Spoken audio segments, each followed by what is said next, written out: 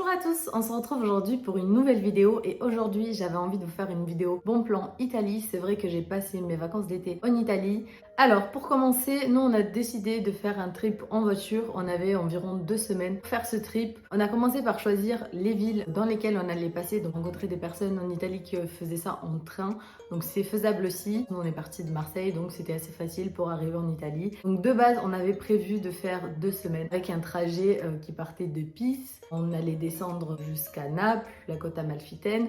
On allait passer de l'autre côté de la botte, faire toute la côte, remonter vers Venise, Milan et ensuite rentrer. On était parti sur cette base-là. On avait aussi essayé de se renseigner sur le nombre de jours qu'il fallait passer dans telle ou telle ville. Si vous restez 2 semaines, c'est vraiment très speed de faire ça et assez fatigant parce que déjà vous avez la conduite, changer tous les 2-3 nuits d'hôtel, refaire ses valises, etc. C'est vrai que ça peut être fatigant. Nous on aime bien l'aventure, donc ça s'est super bien passé. Donc une fois qu'on a déterminé notre parcours, on s'est renseigné sur les choses à faire dans les premières villes, dans les 2 premières villes dans lesquelles on allait aller. Et ensuite on s'est dit qu'on allait faire au fur et à mesure pour justement vivre un peu le trip, pas tout organiser, fait millimétrer, pour aussi avoir un petit peu de folie quoi. C'est trop bien de faire les choses, à la dernière minute, je vous raconterai une petite anecdote aussi. Concernant l'hôtel, là on a dormi, on a regardé 2-3 jours avant ou alors même un jour avant, ça dépendait. On trouve plein de bons plans. À Booking, on a trouvé soit des hôtels, soit des chambres d'hôtes. Vous avez votre chambre avec votre salle de bain et limite, nous on s'est rendu compte que les chambres d'hôtes étaient beaucoup plus confortables, plus propres, plus spacieuses que des hôtels. Moi j'étais un petit peu réticente à ça et au final, franchement j'ai préféré les chambres d'hôtes. Vous avez aussi le budget. Nous on s'était dit qu'on n'allait pas prévoir de budget, qu'on allait voir en fonction de ce qu'on allait faire. On avait juste un petit peu regardé combien ça nous coûtait les hôtels, etc. Si vous avez un budget, ne faites pas trop de villes non plus parce qu'au bout d'un moment ça coûte un budget quand même de faire un trip, surtout en voiture, parce que vous avez l'essence, vous avez les péages. Donc nous on avait un petit peu regardé sur Mappy le temps qu'on mettait d'une ville à une autre pour justement pouvoir faire notre trajet. En même temps ça nous disait le prix qu'on payait pour l'essence et pour les péages. Ce qui nous a coûté le plus cher c'est vraiment le trajet péage, essence et parking. Concernant la nourriture, il y a vraiment de tout. C'est difficile de donner une adresse en particulier pour la nourriture parce qu'il y a tellement de choses. Nous c'était en fonction de là où on allait.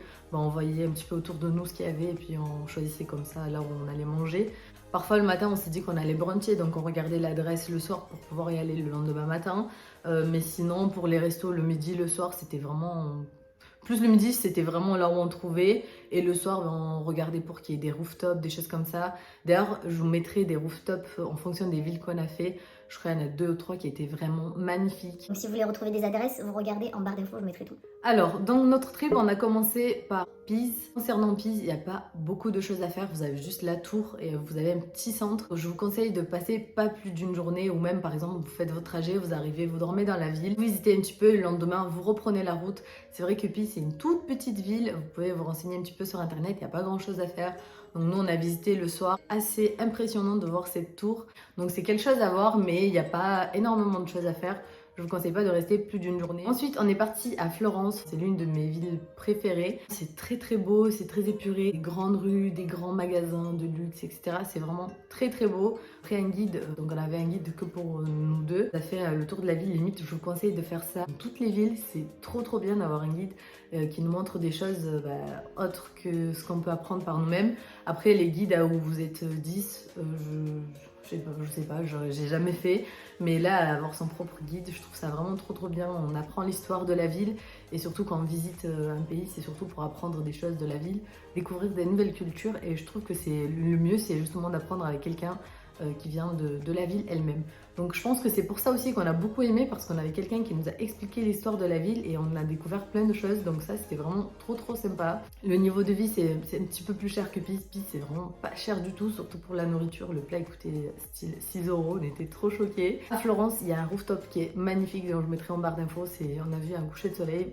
Bref, c'était trop beau. Donc. Ensuite, on est parti à Rome. C'est vrai que moi, j'avais déjà fait Rome, mais c'est sûr qu'en passant, en faisant notre trajet, on allait passer par Rome. Donc, on s'est dit qu'on allait faire un arrêt à Rome aussi. C'est une très grande ville.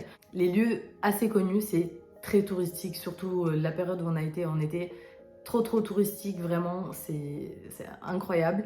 Mais la ville, elle est belle. Je peux vous conseiller justement, c'est de prendre un guide qui peut vous montrer peut-être des adresses plus locales, des choses que on ne connaît pas ou on ne va pas trouver facilement en se renseignant sur internet pour voir un petit peu la vraie ville, quoi. Pas juste la fontaine de Trévi et le Coliseum, même si ce sont des choses à voir. Je pense qu'il y a autre chose à faire aussi. 2-3 jours à Rome, je pense que c'est très bien aussi pour pouvoir profiter du reste. Ensuite, on a continué notre voyage, on est parti à Naples. Franchement, la ville la plus improbable qui soit. On m'avait un petit peu parlé de Naples et c'est vrai que j'avais une petite appréhension. On me disait que Naples c'était le Marseille de l'Italie. Donc c'est vrai que j'avais un petit peu peur, surtout ce qu'on entendait sur Naples, sur la violence de la ville. Et en fait, j'ai adoré cette ville. Donc là, je vous conseille de rester même 4 jours pour bien découvrir la ville parce que il y a tellement de choses à faire et à voir. C'est incroyable. Déjà, vous arrivez dans la ville, c'est très atypique. On est arrivé, notre hôtel il était en milieu de plein de bâtiments délabrés alors que l'hôtel il était neuf. Je suis arrivée, j'étais genre un peu perturbée en fait, limite ça me faisait peur. Aussi, quand on avait un petit peu la ville, on savait pas où mettre la voiture, on avait un petit peu peur, on voyait plein de voitures cassées à côté, donc on s'est dit où est-ce qu'on va la laisser. L'hôtel nous proposait un parking mais à 1 km de l'hôtel, donc on savait même pas où allait partir la voiture. Et je crois que c'était 25 euros minimum par jour en la prenant avec l'hôtel, mais non, on voulait savoir où allait partir la voiture. Du coup, on a décidé de chercher par nous-mêmes un parking, sauf qu'en fait, franchement, à Naples, les parkings, ça fait trop peur. C'est des styles d'hangar. Vous laissez votre voiture à quelqu'un et il la déplace pour mettre la voiture derrière l'autre. Enfin bref, n'importe quoi. Moi, j'avais super peur de laisser la voiture et ils vous font un prix à la tête. Enfin, il y avait des parkings qui demandaient 70 euros les 2 jours ou non, 70 euros la journée, je crois, parce que c'était par jour. Enfin bref, c'était super cher. Au final, là, on a réussi à trouver un parking à 25 euros la journée. J'étais pas trop sereine. Après, on a regardé s'il y avait d'autres voitures françaises, le style de voiture qu'il y avait, enfin que ça soit pas, enfin qu'on n'ait pas très peur, et surtout qu'on laissait la clé de voiture à la personne. Donc, on voulait vraiment avoir une assurance. On avait leur carte et ils nous ont donné un petit papier. Donc voilà, c'est vrai que j'étais pas trop sereine pour ça parce que je sais pas, les parkings c'est trop bizarre. Ça, c'était vraiment le début quand on est arrivé dans la ville. Du coup, c'était vraiment ma première impression, elle était assez négative. Et au final, j'ai adoré cette ville. Mais vraiment, je pense qu'on aurait pu rester 2-3 jours de plus. On aurait trop aimé parce qu'il y a plein de petites ruelles. Je vous mettrai des petites photos, mais des ruelles, je m'attendais pas du tout à ça. Enfin, il y a plein de quartiers différents. Bref, j'ai trop aimé cette ville, vraiment. Voilà pour Naples, donc faites attention au parking. À la fin, je vous donnerai des conseils qu'il faut connaître pour toutes les villes et pour toute l'Italie. Partant en voiture, nous on déposait la voiture au parking. Franchement, on prenait des trottinettes tout le temps. Et vous avez plein d'applications dans toutes les villes, donc ça c'est hyper pratique. Vous pouvez laisser la trottinette là où vous voulez. Et donc c'est beaucoup plus simple de se déplacer plutôt qu'en voiture. Surtout qu'en voiture, c'est assez compliqué pour les parkings. Par la suite, après Naples, on s'est dit qu'on allait visiter le Vésuve, donc c'est le volcan qui existe en Italie, vers Naples, c'est pas très loin, avec la ville de Pompéi. Je vous conseille de vous renseigner avant d'aller au volcan parce que c'est un petit peu compliqué pour prendre le billet. Ville de Pompéi, pareil, vous pouvez passer quelques heures pour visiter, etc. Mais passer une journée entière, ça sert à rien. Vous pouvez même, par exemple, prendre des navettes en étant à Naples, aller visiter et rentrer le soir à Naples. Vous pouvez faire ça aussi. Donc après notre chemin, on est descendu sur la côte amalfitaine. Alors c'est vrai que c'est assez côté la côte amalfitaine et on s'est dit que sur notre trajet on allait la faire pour voir aussi ce que ça donne et puis surtout voir de nos propres yeux ce que ça donne toutes ces vidéos sur Instagram parce que c'est vrai que ça fait rêver. On a été un petit peu déçus parce que c'est vrai que sur Instagram c'est super beau, tu vois que les petits dîners et tout. En fait c'est très petit et en été c'est beaucoup trop peuplé. C'est-à-dire que encore une fois, les places de parking, c'est trop compliqué en Italie, surtout sur la côte. Déjà, quand vous passez, par exemple, dans les petites villes les plus connues, c'est comme ça dans la ville, vous pouvez pas faire demi-tour. Enfin, vous pouvez pas retourner en arrière. Donc, si vous faites ça, vous avez passé la ville, c'est fini. Je sais même pas comment on fait pour revenir en arrière. Vraiment beaucoup de touristes. Et en fait, la seule chose en soi que tu fais là-bas, c'est manger au resto avec une belle vue. Donc, pareil, c'est bien d'y passer une journée. Et vous pouvez aussi le faire justement en étant à Naples, prendre une navette, aller sur la côte par exemple. Vous pouvez en fait de Naples faire tout ce qu'il y a autour. Donc vous pouvez rester plusieurs jours à Naples et faire ce qu'il y a autour. Donc voilà, nous on y a passé une journée là-bas, c'était sympathique et tout, mais voilà, c'était beaucoup trop peuplé. Si t'as pas un hôtel, puis les hôtels l'été là-bas, c'est hors de prix. C'est vraiment très très cher parce que c'est très touristique. Les gens ils font plus de photos que profitent de la vue, donc c'est vraiment... je crois que c'est un passe-temps là-bas, en fait tu vas là-bas pour faire des photos. Enfin voilà, donc c'est assez surcoté, c'est vrai que c'est quelque chose à voir et à faire parce que voilà, si vous passez par là-bas. Ensuite, de base, notre trajet, on devait passer, donc comme je vous ai dit, de l'autre côté de la botte, faire toute la côte et remonter. Je sais pas, en fait, on n'avait rien réservé. Une fois qu'on a fini Naples, Pompéi et la côte amalfitaine, on s'est dit qu'on allait partir à Venise. Ça n'a rien à voir, on était tout en bas et on avait 6 ou 7 heures de route jusqu'à Venise. Mais on n'avait rien réservé parce qu'on aimait bien faire un petit peu, enfin, partir un petit peu à l'aventure. Du coup, on était sur la route, on s'est dit qu'on allait réserver sur le trajet. On est arrivé à 2 h du matin vers Bologne. On était un petit peu fatigués, on s'est dit qu'on allait s'arrêter à Bologne pour dormir et le lendemain on partait sur Venise. Je crois que c'est B&B Hotel, je crois que c'est ça. En fait, vous avez des bornes, donc vous pouvez réserver l'hôtel à n'importe quelle heure. Donc ça, c'est vraiment trop pratique. Vous en avez dans à peu près toutes les villes. Mais je crois que c'est les seuls hôtels qui vous reçoivent après minuit. Si vous en connaissez d'autres, dites-le moi. Mais moi, je connais que ça. Donc ça, c'était parfait. Donc on est arrivé à la borne, on a pris la chambre. C'était très bien parce qu'on a vraiment passé même pas 8 heures dedans. On a juste dormi, le lendemain on s'est levé, on est parti. Comme je vous ai dit, nous on partait vraiment à l'aventure. On voulait découvrir plein de choses et pas tout organiser, millimétrer. On voulait aussi faire des trucs comme ça sans savoir où on allait. Le matin, on se disait qu'on allait partir à Venise, qu'après on allait partir en Autriche. Enfin, franchement, à partir de là, on savait plus notre trajet, on savait plus ce qu'on allait faire. Genre, on faisait tout comme ça nous venait et c'est cool parce qu'on était sur la même longueur d'onde. Donc, je vous conseille d'avoir un bon partenaire de voyage pour faire ce genre d'aventure. Le matin, on est parti à Venise. On a passé toute la journée à Venise, la voiture au parking, et ensuite on a tout fait à pied. Vous avez des taxis sur l'eau, même pas parce qu'il n'y a pas de voiture qui passe dans Venise. C'est vraiment les taxis bateaux. Vous avez que ça. Les balades en gondole. Donc ça, vous en avez partout. D'ailleurs, la demi-heure, c'est 80 € pour 2 personnes pour la gondole. Voilà. Donc comment vous dire qu'il y a beaucoup de touristes et ils aiment tous faire la balade en gondole. Donc voilà. Vous pouvez négocier, franchement, souvent ils baissent le prix quand ils voient que vous êtes réticent à 80 €. Ils descendent même parfois à 50 € pour 30 minutes. Donc voilà, essayez de vous renseigner un petit peu sur les prix et de négocier. On voulait faire Venise parce que Venise, tout le monde connaît Venise, le carnaval de Venise, Venise.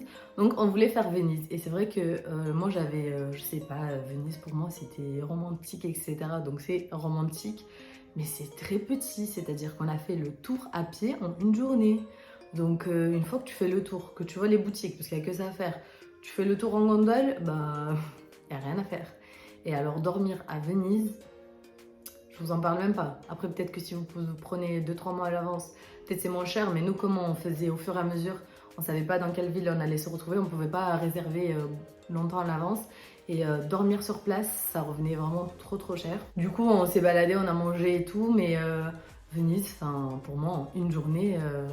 tu passes pas plus de temps, quoi. C'est surcoté Venise, je trouve. Après, oui, tu veux passer un petit week-end. Et encore, un week-end à Venise, tu t'ennuies vraiment. Donc, dites-moi en commentaire s'il y a des personnes qui sont parties en week-end à Venise et ce que vous avez fait. Parce que je vois pas trop ce qu'on peut faire en 3 jours à Venise, quoi. Un jour, je trouve c'est largement suffisant. On a mangé au resto, on s'est dit qu'après notre prochain arrêt, ça serait Milan. Et une fois qu'on est arrivé à la voiture, on s'est dit mais on va rentrer à Marseille et se reposer pour le reste, la fin de semaine qui nous restait de nos congés. En fait, 2 semaines sur la route, c'est peut-être un peu long. On allait écourter nos 2 semaines et qu'on n'allait pas faire 2 semaines, on fait je crois 10 jours. Et c'était très bien. Un trip comme ça, c'est, je sais pas, c'est tellement différent, partir à l'aventure, c'était trop bien. Puis après, je pense que c'est aussi les activités qu'on a fait, les villes qu'on a choisies. Vraiment, j'ai adoré. J'ai des conseils à vous donner, vraiment qu'il faut connaître. Alors, le premier conseil, c'est qu'il y a des radars absolument tous les environ 7 km. Donc, si vous partez, mettez Waze, tous les environ 7 km, il y avait un radar. C'était incroyable. Il y a beaucoup trop de radars, donc je vous conseille de conduire comme il faut. Ensuite, un autre conseil, c'est concernant les parkings de stationnement. Place de parking à l'extérieur, donc tout est payant dans toutes les villes.